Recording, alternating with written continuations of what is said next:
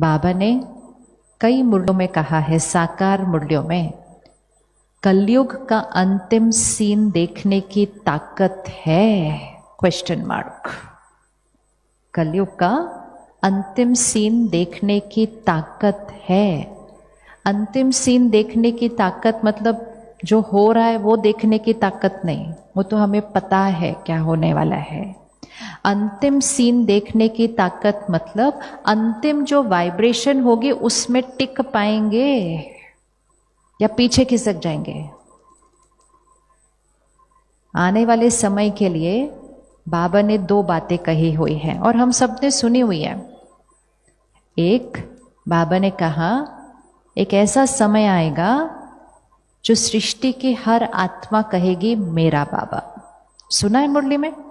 किस किसने सुना मुरली में? हाँ, बाबा ने कहा आबू रोड से किधर लगनी लाइन? आबू रोड से माउंट आबू तक सबने यहीं आना है। किस किस को लगता है कि सच्ची में ऐसा होगा कि सृष्टि की हर आत्मा कहेगी मेरा बाबा? पक्का पक्का लग रहा है, ऐसे ऐसे ऊपर ऊपर? अच्छा, सृष्टि की हर आत्मा कहेगी मेरा बाबा। अभी तो कुछ लोग हमारे घर में ही नहीं कह रहे। ये बहुत फास्ट होगा, इसीलिए बाबा ने कहा आप ये मत सोचो अच्छा इतने साल बाद धीरे धीरे इतने लोग मानेंगे, नहीं, ये फास्ट होगा।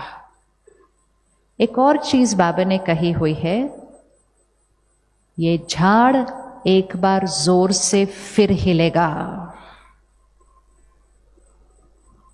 ये झाड़ मतलब बाबा के बच्चों का झाड़ एक बार जोर से फिर हिलेगा। अब इस सीन को सामने लेकर आओ।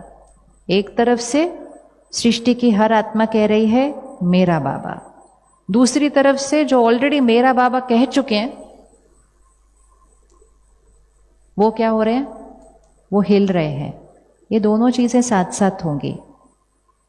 हम में से कौन कौन कॉन्फिडेंट है हम उसमें नहीं होंगे जो हिलेंगे? वो सब लोग कॉन्फिडेंट भी नहीं है क्या कि हम नहीं हिलेंगे? हाँ, ऐसे कैसे? जब बाबा कहते हैं कि ये झाड़ एक बार फिर हिलेगा, इसका अर्थ क्या है? अब वो समय तो है नहीं जो हमने छोड़ के चले जाना है, ऐसा तो नहीं होगा। लेकिन हिलेगा मतलब हम होंगे इधर ही, बैज पहना हुआ होगा, लेकिन स्थिति हिलेगी। स्थिति में मेरा बाबा खिसक जाएगा। तो हम होंगे यहां ही, जाएंगे नहीं छोड़ के, लेकिन हमारी स्थिति में हम हिलेंगे। जैसे कोई रेस होती है ना, तो एंड का जो पार्ट होता है ना वो ही सबसे रिस्की होता है, उसी में सारे नंबर डिसाइड हो जाते हैं। तो अगर किसी ने वो लंबी वाली रेस देखी हो तो एंड में कहीं का कहीं स्कोर चला जाता है सारा, क्योंकि एंड में वो स्थिति बना के रखना वो है। इसीलिए बाबा कहते हैं अंतमति सो गति। अभी थोड़े दिन पहले बाबा ने मुरली में कहा था पेपर तो 1 सेकंड का ही होगा, सिर्फ आया था ना व्यक्त मुरली में, पेपर तो 1 सेकंड का ही होगा, लेकिन उस 1 सेकंड में, तो उस 1 सेकंड के पेपर में मतलब वो 1 सेकंड की जो फाइनल लाइन होती है ना वो रेस की। कई बार रेस में कोई जो दौड़ रहा होता है वो पूरे रास्ते आगे था, लेकिन वो लास्ट का 1 सेकंड वो पीछे हो जाता है। तो आज अगर हम अपने आप को कहें मैं 5 साल से ज्ञान में हूं, मैं 10 साल से ज्ञान में हूं, मैं 20 साल से ज्ञान में हूं, बहुत अच्छी बात है, क्योंकि हमने उतने साल बाबा की पालना ली है। लेकिन अब हमें अपने आप से पूछना है मैं आत्मा कितनी ज्ञान में हूं, कितने साल से ज्ञान में हूं। ये भी सिर्फ एक फिगर है, ये हमारा देह भान का फिगर होता है, 10 साल 20 साल 50 साल, उससे कुछ नहीं होता। मैं आत्मा कितनी ज्ञान में हूं, मेरी स्थिति सारा दिन हर परिस्थिति में कैसी रहती है, वो जो मेरा लक्ष्य है वो मेरे से अभी कितना दूर है। समय तो बहुत फास्ट जा रहा है उसकी तरफ। अब तो हमें लोगों को कहना ही नहीं पड़ता कि समय कैसा हो रहा है, वो हमें बताते हैं। आपको पता है दुनिया में क्या चल रहा है? अभी ऑपोजिट हो गया समय। पहले हम उनको बताते थे आपको पता है कौन सा समय आने वाला है, अब वो हमें बताते हैं आपको पता है कौन सा समय चल रहा है। और कितने लोग तो कहते हैं वो जो आप लोग बोला करते थे ना वो शायद शुरू हो गया है, लग रहा है।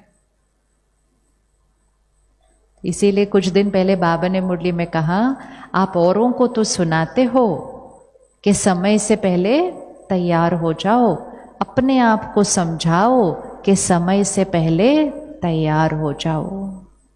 तो ये जो टाइम होता है जब हमारे आसपास की वाइब्रेशन नीचे जाती है, जो कि आने वाले समय में और नीचे जाएगी, इसीलिए बाबा ने कहा कलयुग के अंतिम सीन को देखने की ताकत, अर्थात वाइब्रेशन आसपास नीचे जाएगी। और हमारी कहाँ जानी है?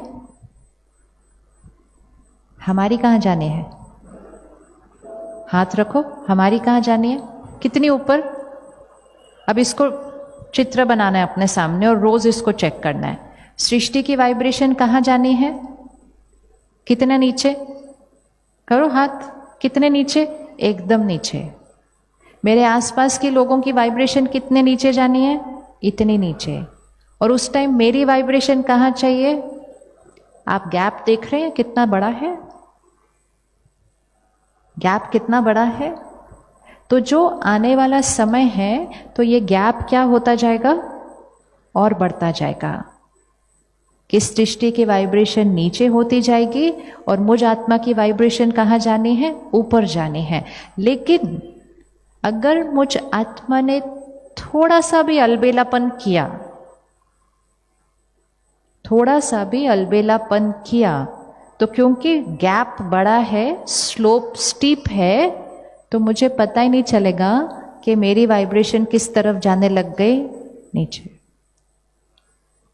इसलिए जो एंड का पुरुषार्थ होता है, जो एग्जाम से थोड़े दिन पहले का जो समय होता है, वो बहुत सेंसिटिव होता है। कई स्टूडेंट पूरा साल भी ना ठीक से पढ़े, लेकिन एंड के समय में अच्छे से पढ़ के बढ़िया से निकल जाते हैं। ये वो समय आ गया है। अब हम कहते हैं ये बाबा तो शुरू से बोल रहा है वो समय आ गया, वो समय आ रहा है, लेकिन अब बाबा नहीं कह रहा है, अब तो दुनिया कह रही है वो समय आ गया है।